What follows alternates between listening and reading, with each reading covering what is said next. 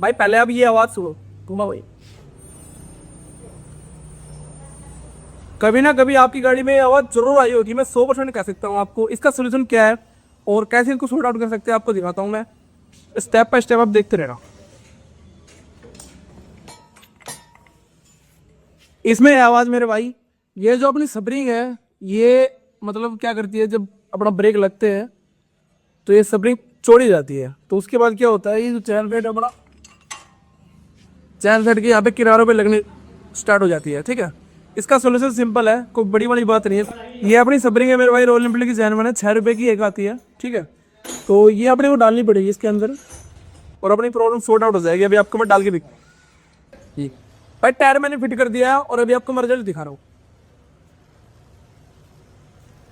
हो गया problem sort out मेरे भाई। अगर आपके को भी ये प्रॉब्लम आई हो तो एक बार कमेंट करके जरूर बताना मेरे को।